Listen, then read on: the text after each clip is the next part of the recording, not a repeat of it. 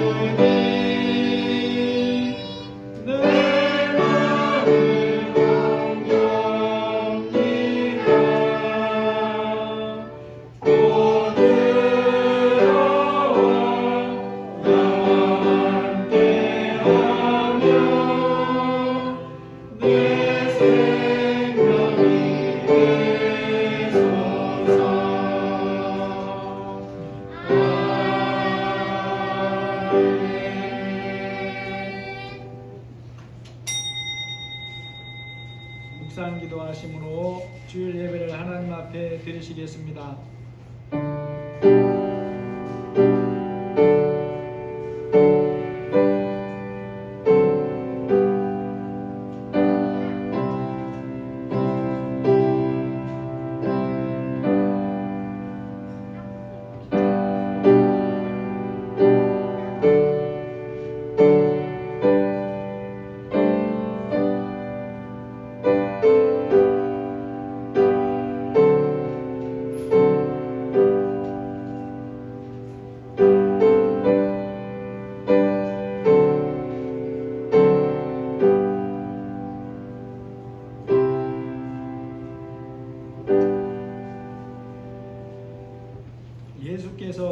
대답하여 이르시되 이 물을 마시는 자마다 다시 목마르려니와 내가 주는 물을 마시는 자는 영원히 목마르지 아니하리니 내가 주는 물은 그 속에서 영생하도록 솟아나는 샘물이 되리라. 하나님 아버지 감사합니다. 오늘도 저희들 주님 앞에 불러주셔서 예배자로 세우게 하시니 감사합니다. 아버지, 이 시간 우리가 예배하러 왔사오니 우리의 영혼이 목마르지 아니하게 도와주시고 우리의 메마른 심령 위에 성령으로 충만하게 임하셔서 하나님을 기쁘시게 하고 하나님을 기뻐하는 이 예배가 되게 하여 주시기를 기도합니다. 어린아이부터 어른에 이르기까지 우리의 마음을 만져주셔서 들을 귀와 깨닫는 마음을 부어 주옵소서. 믿음으로 영과 진리로 예배하는 이 시간 되게 하여 주옵소서. 예수님의 이름으로 기도합니다. 아멘. 찬송가 10장입니다.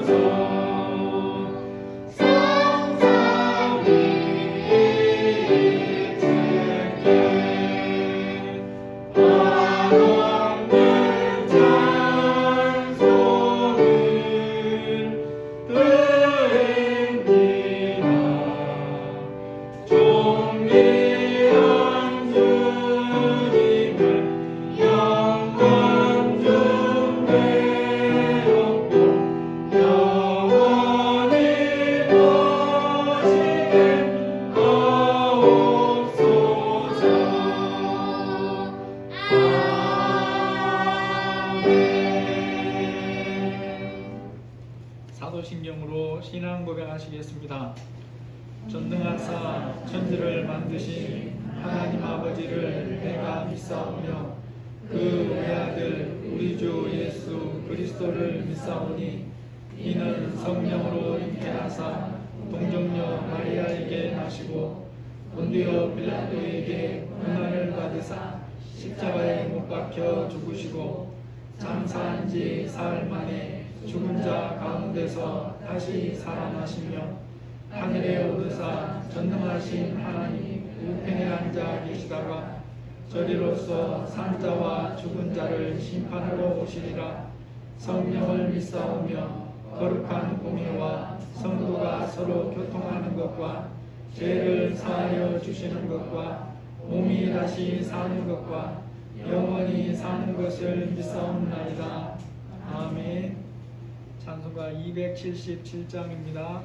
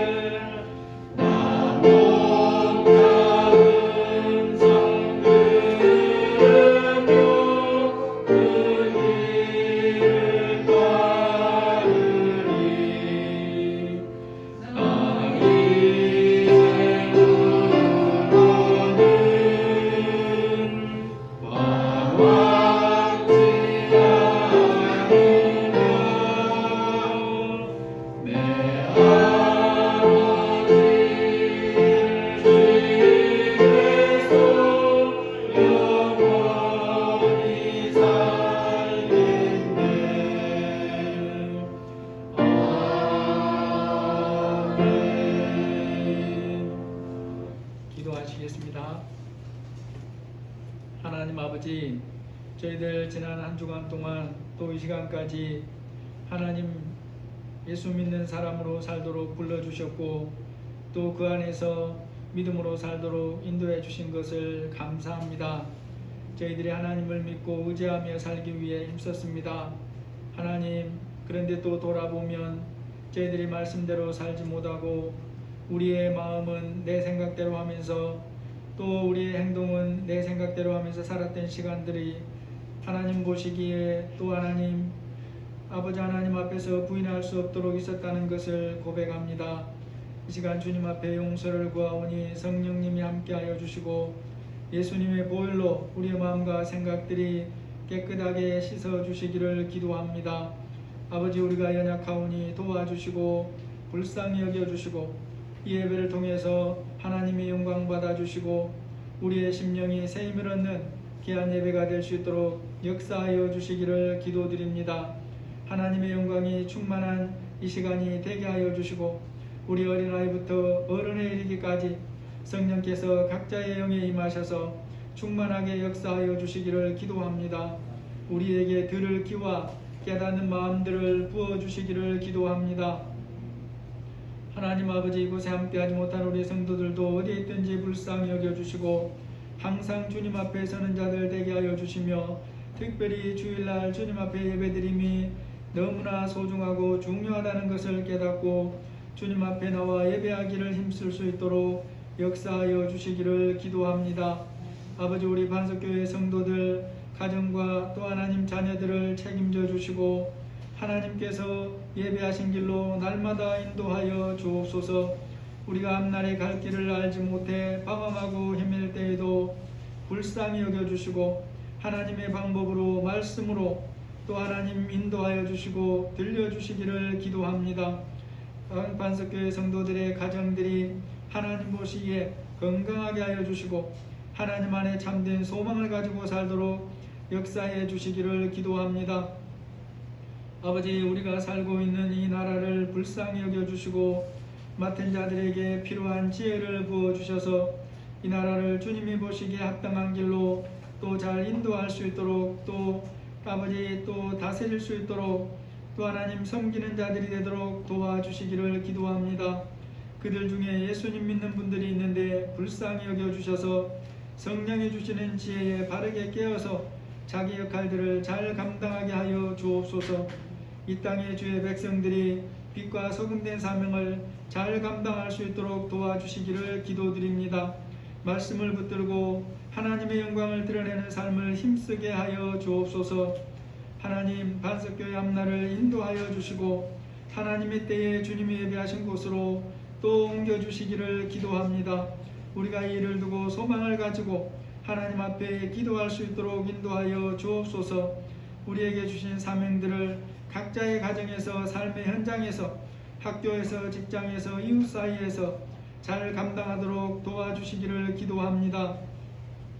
하나님 아버지, 함께하는 또 힌돌교회와 수평교회와 꾸뮤교회에 함께하여 주시고 필리핀의 김재생 선교사님 가정교회도 함께하여 주셔서 주님이 주신 사명을 힘있게 감당할 수 있도록 은혜를 베풀어 주시고 이 더운 날씨에 우리가 건강하게 주의 사명을 감당할 수 있도록 건강도 잘 관리하게 하여 주옵소서. 하나님 아버지, 이 또 더운 여름에 우리가 또 질병 속에서 하나님의 보호하심 안에 살아갈 수 있도록 도와주시기를 기도합니다. 우리 어린 자녀들부터 장성한 자에게까지 세밀하게 앞날을 인도하여 주시고 공부하는 자들에게 지혜와 총명을 부어주셔서 감당할 공부를 잘 감당할 수 있도록 하여 주시기를 기도합니다. 군에 가 있는 우리 덕교 형제를 기억하여 주시고 몸과 마음을 건강하게 지켜주시고 믿음으로 잘 감당케 하여 주옵소서. 우리 유학을 준비하고 있는 승윤이를 기억하여 주시고 하나님이 함께하여 주셔서 준비할 것들을 잘 준비하게 하시고 또 능히 잘 감당하고 올 수 있도록 지금부터 준비할 수 있고 기도할 수 있도록 은혜를 부어주시기를 기도합니다. 하나님, 또 25일에 있는 우리 여름 성경학교에 함께하여 주시고 도와주셔서 우리가 복음을 말씀으로 또 배우고 또 하나님 아버지 체험하며 어릴 때부터 믿음 안에 견고하게 서는 자들이 다 되게 하여 주시기를 기도합니다. 주님, 기도하는 자녀들이 다 참석할 수 있도록 은혜를 베풀어 주옵소서. 아버지 하나님, 이 시간 우리가 예배하려 모였습니다. 우리에게 들을 귀와 깨닫는 마음을 허락해 주셔서 하나님 말씀의 예배에 집중하는 우리 모두가 되게 하여 주시고 방해하는 것들은 예수님의 이름으로 결박하시고 다 막아 주옵소서. 하나님을 영광스럽게 하는 이 예배가 되기를 원하며 예수님의 이름으로 감사하며 기도드립니다. 아멘.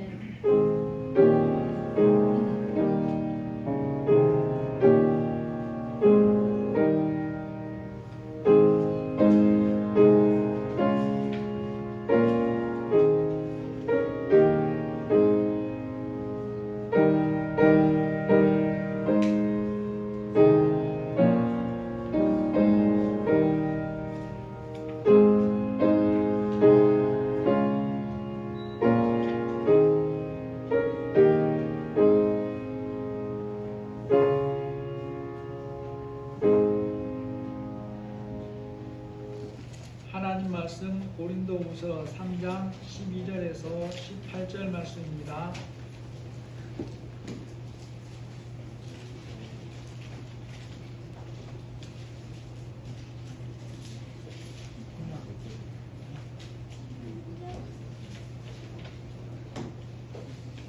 고린도후서 3장 12절에서 18절 말씀입니다.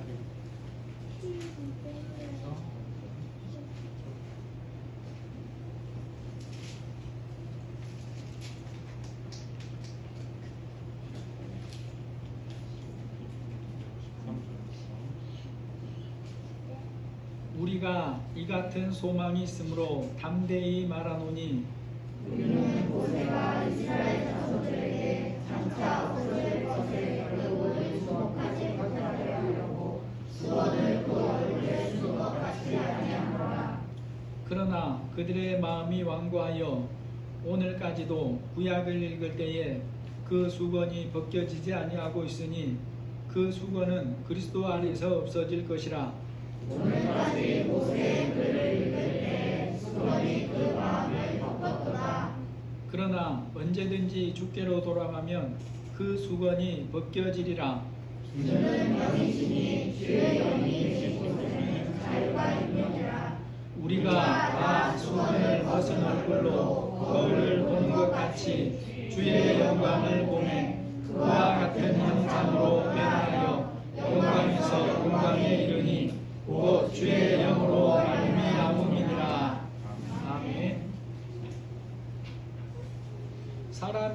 무언가를 대할 때에 바른 태도를 가지고 대하려면 그것의 가치를 제대로 알아야 된다라는 것은 상식과 같습니다.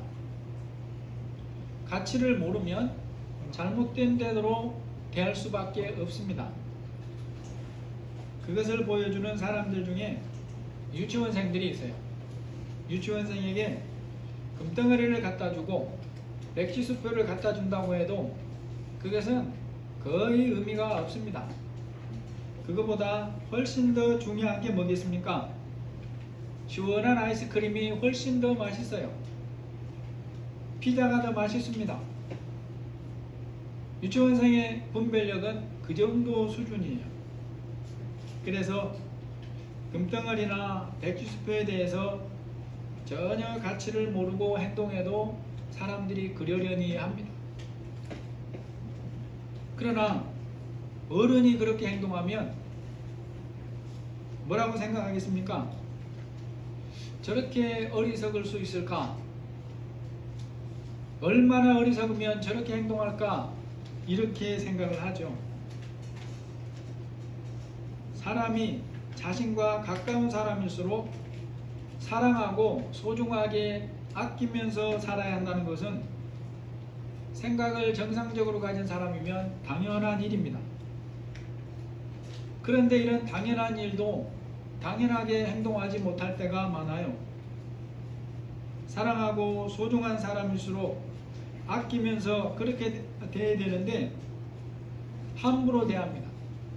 말로, 행동으로 아프고 힘들게 해요.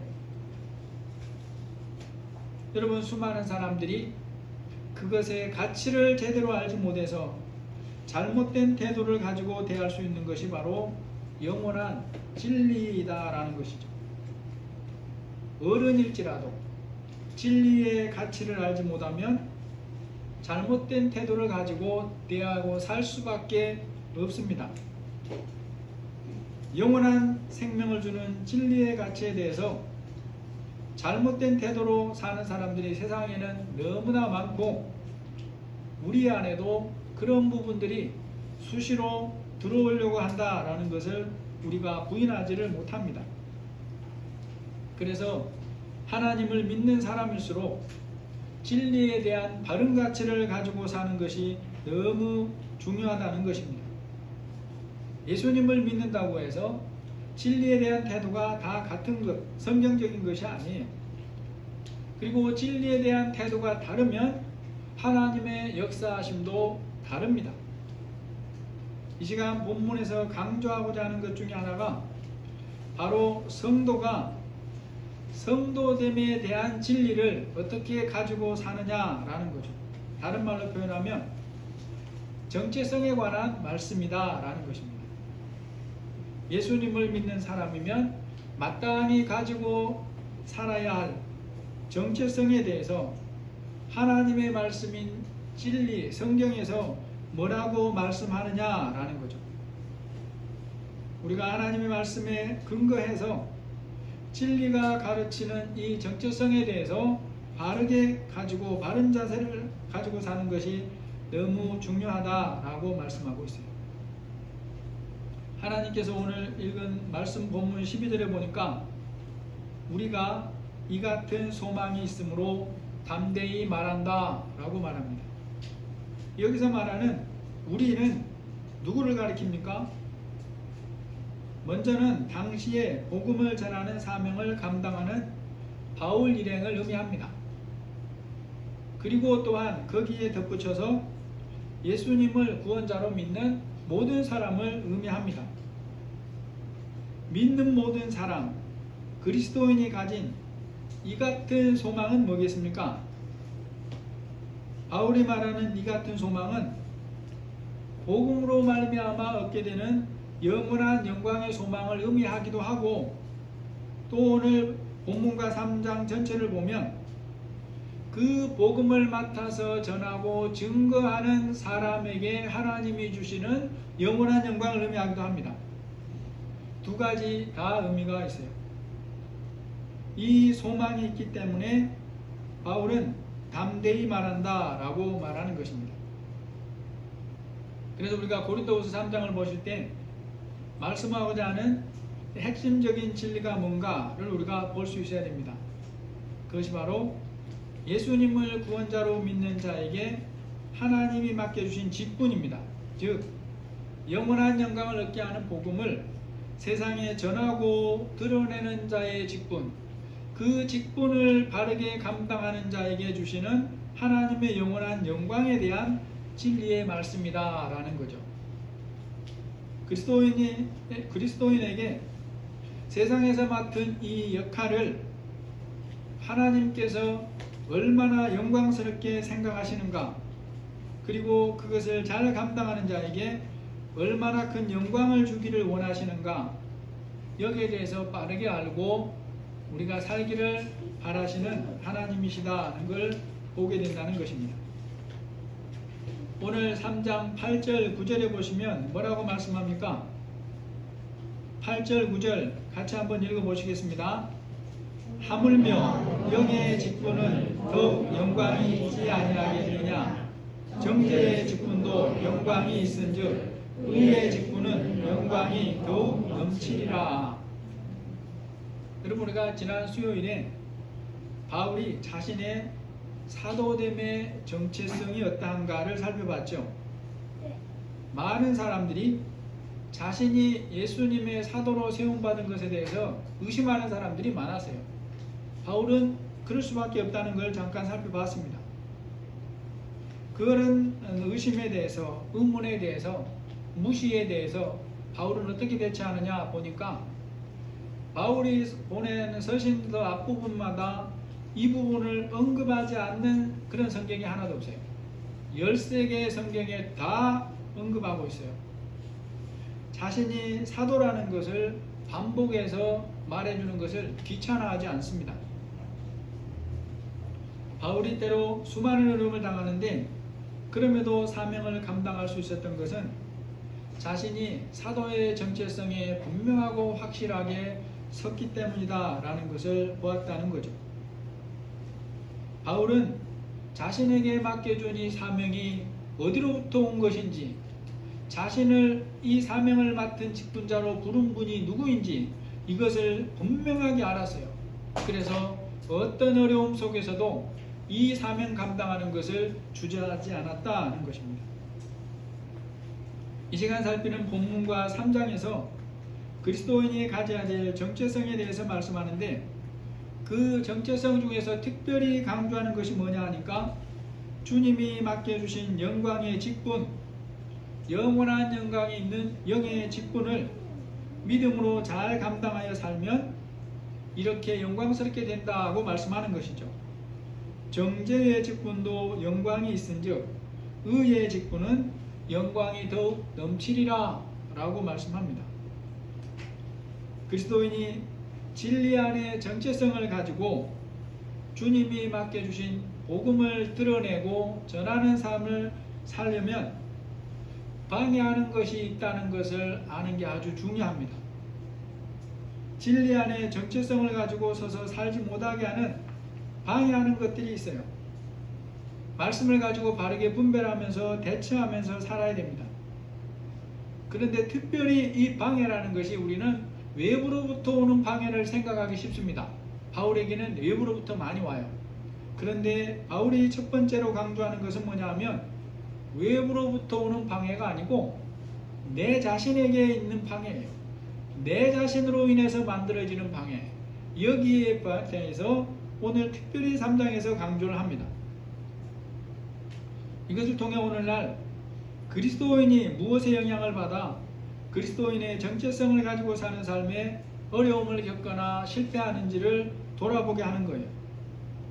보이는 어떤 것이 진리에 대한 눈을 가릴 수가 있다고 말씀하고, 그것의 마음을 빼앗기면 바른 정체성을 가지고 살 수가 없다라고 말씀을 합니다.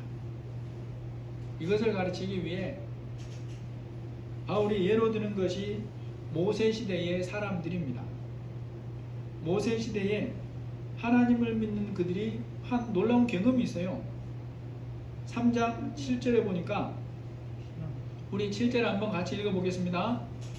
돌에 써서 새긴 죽게 하는 율법 조문의 직분도 영광이 있어 이스라엘 자손들은 모세의 얼굴에 없어질 영광 때문에도 그 얼굴을 주목하지 못하였거늘. 출애굽기 34장에 보시면 모세가 시내산에 두 번째 올라갔다가 내려올 때 하나님이 주신 십계명 돌판을 그때도 가지고 내려오죠.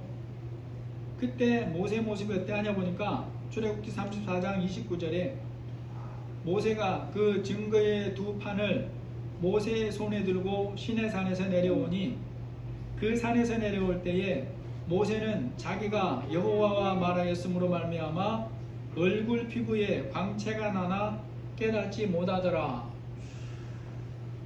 이때 모세가 시내산에 올라가서 두 번째로 금식했습니다. 40일을 금식했어요. 40일 동안 시내산에 있으면서 하나님과 소통하고 하나님 주신 말씀을 받았습니다.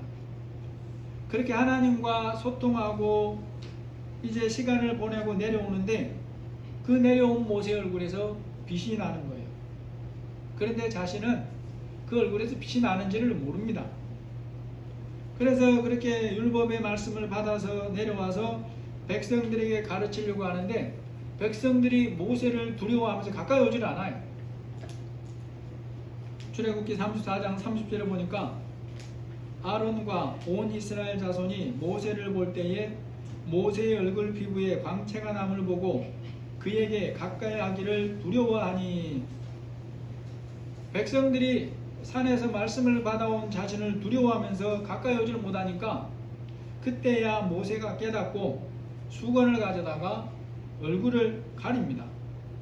이스라엘 자손이 모세의 얼굴의 광채를 보므로 모세가 여호와께 말하러 들어가기까지 다시 수건으로 자기 얼굴을 가렸더라.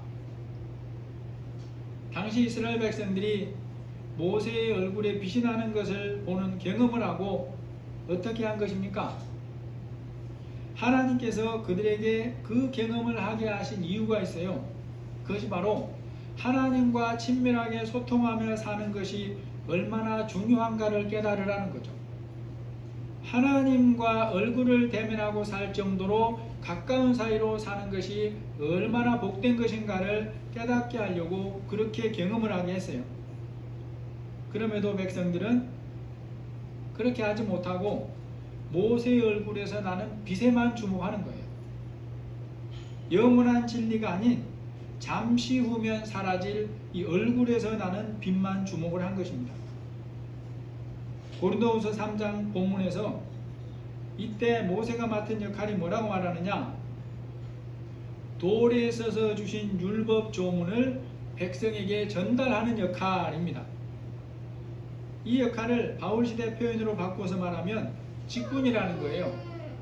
율법의 말씀을 전하는 직분을 모세가 맡았다라는 것입니다.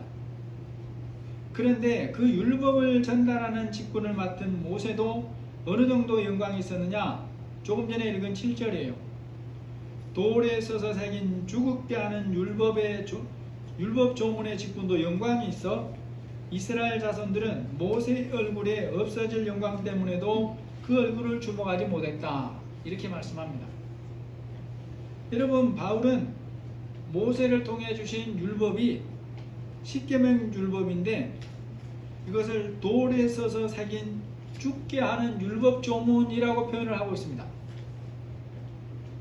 여러분, 바울이 이렇게 말하는 것은 십자가 복음에 비하면 가치가 없다는 것을 말하고자 함이 아닙니다. 율법으로는 영원한 구원을 얻을 수 없다는 것을 말하고자 하는 거예요. 여러분, 율법은 하나님의 백성된 자들이 마땅히 지키고 살아야 할 생활의 법이고 규범입니다. 그래서 혹 이방인이 행동으로 율법 전체를 다 지킨다고 해도 그것으로 구원을 얻는 게 아닙니다. 이미 하나님의 백성된 자들에게 지킬 생활의 법으로 주셨다라는 거죠. 그러한 율법은 영원한 생명을 얻게 하는 복음에 비하면 없어질 영광입니다. 시간 속에 잠시 있다가 없어질 그림자 같은 거예요. 모세 얼굴에 죽을 때까지 얼굴에서 빛이 나는 게 아닙니다. 일정 기간 잠시 있다가 나중에 없어졌어요. 그런데 그 율법을 전달하는 직분을 맡은 모세에게도 하나님이 주신 영광이 있었고, 그 영광을 이스라엘 백성들의 현재 믿음 수준으로는 감당할 수가 없었다라고 우리에게 말씀하고 있습니다. 여러분, 이 시간 이 이스라엘 백성들을 보면서 우리가 믿음의 성장에 대해서 생각을 해봐야 됩니다. 엄밀하게 말하면 모세의 얼굴에 나는 빛은 작은 영광입니다. 오늘 본문에도 말하지만 시간 속에 잠시 없어질 거예요. 그것조차도 감당하지 못해서 모세가 수건을 가져다가 그 영광을 가려버립니다. 여러분, 율법을 전하는 모세에게 있는 영광이 그 정도라면 복음을 전하는 직분을 맡은 그리스도인에게 주신 영광은 얼마나 크냐라는 거죠. 영원한 생명을 얻게 하는 복음을 맡은 자들에게 하나님이 주시려는 영광의 크기는 돌에 새긴 죽게 하는 율법 조문의 직분에는 비교할 수가 없다는 것입니다.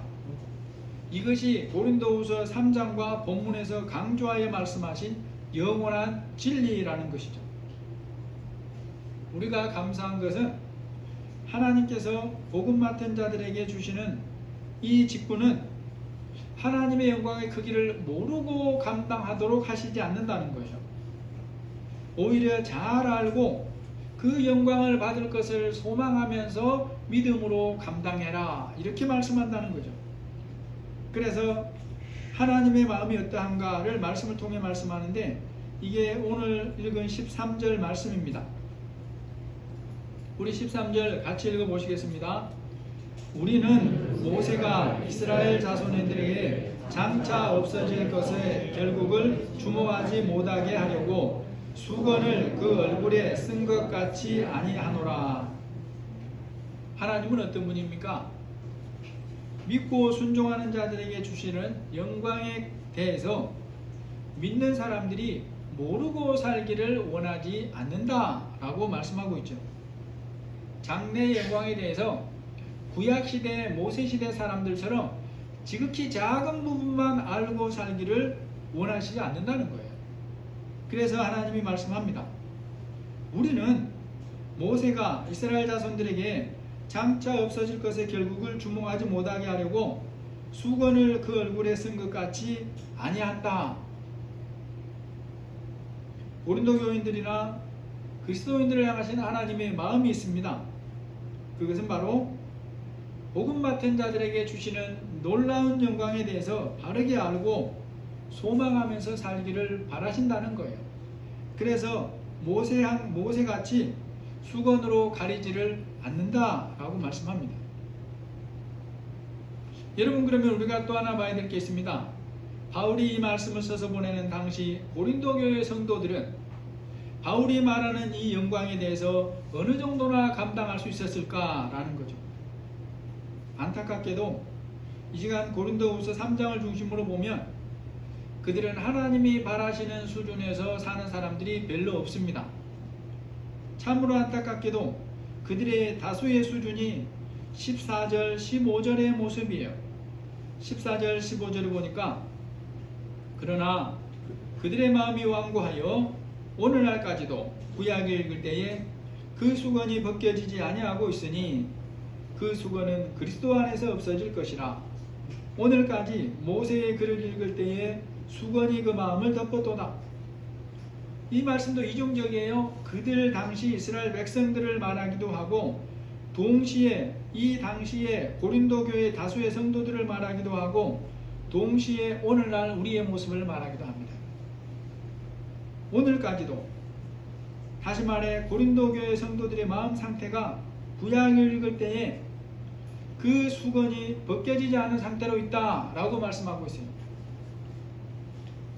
오늘까지 모세의 글을 읽을 때 그 수건이 마음을 덮었다라고 분명히 말씀하죠. 이것은 바울이 성령으로 그들의 신앙 상태를 지금 말씀해 주는 것입니다. 그들의 마음을 덮은 수건이 뭘 가리키겠습니까? 그들에게 보자면 율법에 매여 있는 완고한 마음이고 복음에 대한 진리에 대한 무지나 편견을 의미합니다. 그 얼굴에 쓴 수건이라는 것은 예수님으로 인한, 복음으로 인한 새 시대가 임했는데 여전히 율법제도 혹은 율법에 집착해 있는 것, 그래서 보아야 할 것을 보지 못하는 사람들을 가리키는 말씀이죠. 이제 그러면 우리가 생각해 봐야 될 게 있습니다. 그러면 유대인이 아니고 이방인으로서 믿는 자들이 된 고린도 교인들에게는 무엇이 복음을, 영원한 영광을 주는 복음을 제대로 보지 못하게 하는 마음을 덮은 수건과 같을까라는 거죠. 무엇이 그들의 마음을 덮고 있겠습니까? 오늘 본문 말씀에서 대표적인 것이 완고한 마음이에요. 외부적으로 오는 무슨 방해가 아니라 내부적으로 있는 혹은 자기들에게 있는 방해예요. 그래서 그러나 그들의 마음이 완고하여 오늘까지도 구약을 읽을 때에 그 수건이 벗겨지지 아니하고 있으니 라고 말합니다. 완고하다는 것은 굳게 하다, 굳게 되다는 뜻이고 이해력이 부족하다라는 뜻도 있어요. 말씀에 대한 이해력이 부족함에도 그것을 모르고 자기 생각이 굳어져서 말씀보다 자기 생각을 더 중요하게 여기고 사는 것이 완고한 상태입니다. 또 완고하다는 뜻 중에 이해력이 부족하다는 의미가 있어요. 여기에 비춰보면 말씀에 대한 무지가 복음의 영광을 아는 것을 막는 수건이 됩니다. 예수님을 믿어도 말씀을 깊이 알아가지 않으면, 성령의 깨닫게 하심을 통해 알아가기를 힘쓰지 않으면 우리는 하나님이 어떤 분인지 제대로 알 수가 없어요. 하나님의 말씀을 통해 하나님을 알아가지 않으면 하나님을 알 수가 없다라는 것입니다. 그리고 이 하나님을 알지 못하는, 또 말씀을 알지 못하는 무지가 마음을 덮어서 더 깨닫게 막는 것을 막는, 깨닫지 못하게 막는 수건이 된다는 거예요. 그러므로 여러분, 예수 믿는 이후에는 하나님의 말씀을 알아가는 것이 너무나 중요해요. 어떤 큰 경험을 하고 믿는 사람일지라도 말씀을 모르고서는 믿음에서 성장할 수가 없습니다. 바울이 얼마나 특별한 경험을 하고 예수님을 믿었습니까? 그런데 그 바울, 예수님을 만났죠. 믿은 건 아니지만, 그런데 그렇게 해서도 예수님을 믿고 믿음 안에서 자라가는 게 아니에요. 아나니아라고 하는 사람을 통해서 복음을 듣고 세례를 받고, 그리고 믿음 안에서 계속해서 하나님을 찾음으로 믿음에서 성장해 가는 것입니다. 최소한의 시간이 3년이 넘었을 때야 비로소 그는 말씀 훈련을 시작해요. 성도의 믿음의 성장과 관련해서 로마서 10장 17절은 또한 영원한 진리죠. 믿음은 뭐에서 난다 그랬습니까? 들음에서 난다 그랬어요. 그리고 들음은 그리스도의 말씀으로 말미암는다 그랬고, 이 들음은 어떤 들음이냐? 말씀을 들을 때에 모두가 단번에 성령의 깨닫게 하심으로 듣는 것은 아니죠. 처음에는 뭘로 들어요? 이성으로 듣습니다. 이성으로 듣기를 시작해서 성령으로 깨닫게 하시는 듣는 수준으로 나아가는 거예요. 그러므로 그리스도인은 말씀을 읽고 묵상하기를 게을리하면 안 된다는 것입니다. 이 말씀을 대함이 없이는 하나님이 주시는 은혜를 누리고 사는 길이 거의 없다는 거예요. 믿는 자들에게 진리를 듣지 못하게 막는 수건 같은 것이 또 있습니다. 그것이 바로 삶에 대한 염려라고 하는 거예요. 이것도 우리 안에 있는 거예요. 밖에서 오는 게 아니고 안에서 작동합니다. 여러분, 염려는 마음의 평안을 깨뜨려요. 평안이 없다는 것은, 여기서 말하는 평안은 하나님과 사이에서 평안입니다. 평안이 없다는 것은 하나님의 사이에 이상이 생겼다는 신호예요. 하나님과 사이에 이상이 생기면 정체성에도 문제가 생깁니다. 자신이 세상에서 어떤 존재이고 어떤 삶을 살아야 할 사람인가에 대해서 흔들린다는 거예요. 여러분, 그리스도인이 하나님 자녀로서의 정체성에서 약해지고 흔들리면 무엇도 따라옵니까? 하나님 안에 가지는 소망도 흔들리게 되는 거예요. 여러분, 성도의 마음에서 하나님이 주시는 평안이 사라지면 그 자리가 빈 채로 있는 게 아닙니다. 빈 채로 있으면 그나마 다행인데 그곳을 자기 생각과 염려라고 하는 것이 들어와 자리를 잡아요. 또 자기 생각과 염려가 그 자리를 차지하면 더욱 하나님께 삶을 맡겨드리고 사는 것이 힘들어집니다. 맡겨드리지 못하니까 인생이 짐이 되고 그 짐이 누가 져야 될 짐이 됩니까? 자신이 져야 될 짐이 되는 거예요. 인생의 짐을 지고 가야 한다고 생각하니까 염려와 두려움이 떠나지 않고 그러한 마음에 성령이 주시는 평안이 임하는 것이 또 방해를 받습니다. 이게 뭐겠습니까? 악순환의 반복인 거예요. 하나님 사이가 멀어지고 그 상태로 살기를 계속하면 주님이 원하시지 않는 삶을 계속해서 살게 되는 악순환 속에 들어가는 것과 마찬가지라는 것입니다. 오늘날 하나님의 자녀가 모세시대 이스라엘 백성들처럼 진리에 대해서 수건으로 가려진 모습으로 사는 것은 결코 주님의 뜻이 아닙니다. 하나님의 마음은 성도가 마음을 덮고 있는 수건을 벗고 주님과의 관계를 회복하여 진리 안에 사는 거죠. 그래서 그 방법을 우리에게 길을 말씀해 줍니다. 마음을 덮은 수건을 벗고 마음이 완고해지는 것을 피하고 또는 거기서 완고함을 버리고 진리를 사모하는 마음으로 돌이키는 것은 뭐냐? 오늘 16절 17절입니다. 우리 같이 읽겠습니다. 16절 17절. 그러나 언제든지 주께로 돌아가면 그 수건이 벗겨지리라. 주는 영이시니 주의 영이 계신 곳에는 자유가 있느니라. 열대과일 중에 맛있는 것들이 많지만 피곤한 몸의 피로를 빠르게 회복하는 일에 특별히 효과가 큰 것이 야자열매, 즉 안에 들어있는 물이라고 그래요. 야자열매 수액이 가진 효과가 어느 정도로 좋은가 하면 베트남전 당시 미군이 급할 때에 닌겔의 수액으로 그대로 사용할 정도로 그렇게 효과가 좋답니다. 그런데 그럴 정도로 좋은데 문제는 야자열매에서 그 수액을 뽑아내서 사용하기가 쉽지가 않다는 거예요. 열대과일 중에 먹으라고 주어도 적절한 도구가 없이는 먹을 수가 없는 것들이 있는데 그 대표적인 것이 야자열매다라는 거죠. 야자열매는 그 안에 그렇게 좋은 것이 들어있지만 두꺼운 껍질로 겹겹으로 쌓여 있습니다. 이것을 벗기는 깨뜨리는 수고를 해야 비로소 먹을 수가 있어요. 껍질 깎으려면 얼만큼 걸려요? 오래 걸려요. 아빠가 깎으면 금방 깎아요.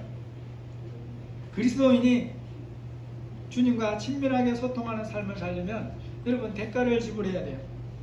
자기 마음의 생각이 두꺼워진 만큼 그것을 깨뜨리기 위한 수고를 해야 됩니다. 우리의 마음이 완고함이 부드러워져야 비로소 주님의 말씀이 들어오기를 시작하는 거예요. 감사하게도 그리스도인의 마음을 깨뜨리고 부드럽게 하는 것은 세상 말로 돌을 닦음을 통해서 되는 게 아닙니다. 물리적인 고난을 지불하라고 말씀하지도 않아요. 우리가 해야 할 것을 오늘 읽은 말씀 속에서 알려줍니다. 언제든지 주께로 돌아가면 그 수건이 벗겨지리라. 주는 영이시니 주의 영이 계신 곳에는 자유가 있느니라. 여러분, 하나님 자녀가 주께로 돌아오는 첫 번째, 그리고 주께로 돌아와서 마음이 두꺼워지지 않은 삶을 사는 첫 번째가 뭐냐? 예배를 회복하는 것입니다. 예배가 첫 번째예요. 예배를 바른 마음으로 바른 자세로 드리는 것에 이 모든 것에 어쩌면 90%가 달려있다고 봐야 돼요. 하나님이 기뻐하시는 자세로 예배를 드리며 사는 것이 그의 마음이 두꺼워지지 않고 사는 첫 번째 유일한 길입니다. 또 한 가지는 나에게 말씀해 주시기를 바라고 순종하는 자세로 마음을 듣는 게 중요합니다. 여러분, 말씀을 통해 작은 것이라도 깨닫게 하시면 그것에 믿음으로 즉시 순종하는 것에서 마음을 덮는 수건이 하나씩 벗겨지기를 시작하는 거예요. 우리는 모세 얼굴에 있는 수건처럼 하나만 있는 게 아니에요. 어떤 사람은 하나 있고 어떤 사람은 이불을 덮고 있는 사람도 있어요. 그렇게 마음을 들여 주님께로 돌이키면 밑에 자유함을 준다 그랬죠. 그 마음을 붙잡고 얽매든 두려움과 염려와 앞날의 짐에 대해서, 인생의 짐에 대해서 자유를 얻게 되는 것입니다.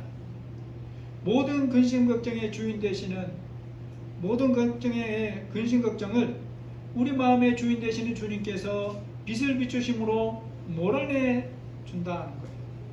그래서 주님이 마음의 주인 되시면 그 사람에게는 참 자유가 찾아온다는 것입니다. 주님이 수건을 벗기시고 우리를 이러한 소망을 가지고 살도록 이끄시는 것이 18절입니다. 우리 18절 같이 읽겠습니다. 우리가 다 수건을 벗은 얼굴로 거울을 보는 것 같이 주의 영광을 보매 그의 같은 형상으로 변화하여 영광에서 영광에 이르니 곧 주의 영으로 말미암음이니라. 아멘. 시간 말씀을 정리해 봅니다. 하나님께서 세상의 수많은 사람들 중에서 오직 그리스도인에게만 복음을 맡기셨고 복음을 세상에 전하고 드러내는 직분을 주셨습니다. 이 직분이 얼마나 영광스러운가, 모세 때의 모세가 받은 영광보다 비교할 수 없이 더 커요. 영원한 영광이 약속되어 있다는 것입니다. 그런데 우리가 예수님을 믿어도 마음이 수건으로 덮이면, 완고함이나 자기 생각이나 염려라고 하는 수건으로 덮이면 이 진리를 알 수가 없어요. 덮이면 덮이는 만큼 마음은 더 완고해집니다. 마음이 완고해질수록 평안이 사라지고 인생의 짐은 자기가 져야 된다고 생각하니까 염려만 더 커지는 거예요. 마음을 덮은 수건을 벗어야 주님과의 바른 관계를 회복할 수 있습니다. 언제든지 주께로 돌아가면 그 수건이 벗겨지리라. 주의 영, 주는 영이시니 주의 영이 계신 곳에는 자유가 있느니라고 말씀합니다. 예수님이 우리에게 원하시는 삶이 있어요. 주 안에서 영원한 자유를 누리면서 복음 맡은 자의 정체성에 굳건하게 서서 이렇게 살기를 바라는 거예요. 우리가 다 수건을 벗은 얼굴로 거울을 보는 것 같이 주의 영광을 보며 그와 같은 형상으로 변하여 영광으로 영광에 이르니 곧 주의 영으로 말미암음이니라. 기도하겠습니다. 하나님 아버지, 우리를 영원한 영광을 소망하는 자로 살도록 불러주신 것을 감사합니다. 우리에게 복음을 맡겨주셔서 세상에서 복음을 전하고 드러내는 사명을 감당하도록 직분을 주신 것을 감사합니다.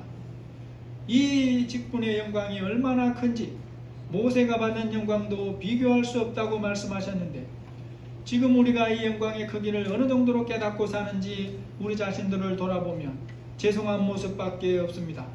하나님, 우리에게 성령의 새 힘을 주시고 언제든지 주께로 돌아가면 수건이 벗겨진다고 하였사오니 우리가 예배를 통해서 주님 앞에 돌이키기를 힘쓰고 말씀을 들음으로 순종함을 통해서 우리의 수건이 벗겨진 상태로 하나님과 동행하는 삶을 살아서 우리도 세상 사람들에게 당신의 얼굴에서 알지 못하는 빛이 난다고 하는 이 평안의 빛을 비추면서 사는 복된 삶이 되도록 역사해 주옵소서.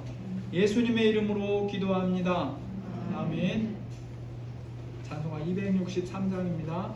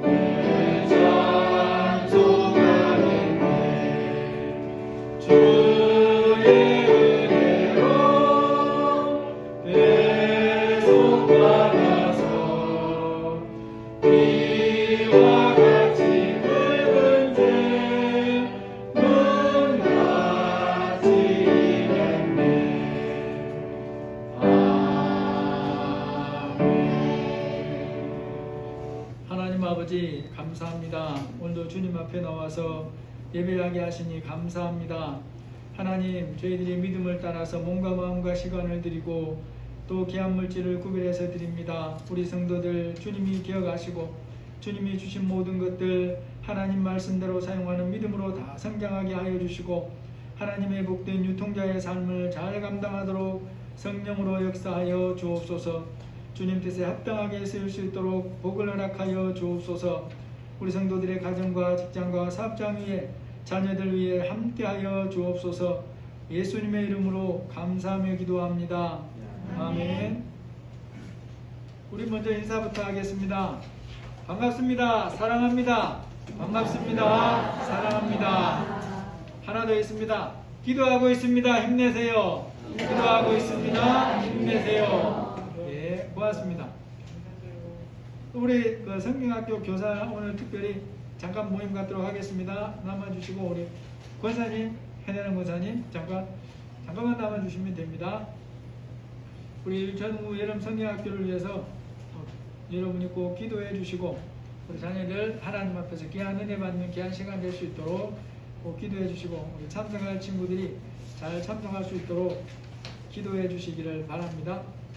찬송가 440장입니다.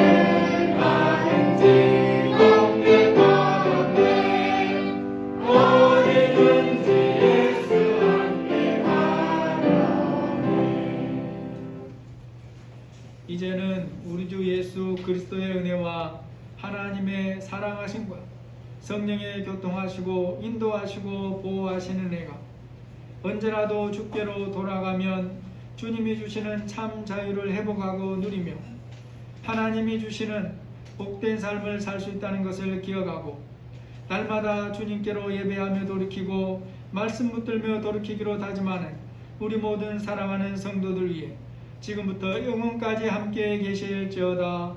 아멘.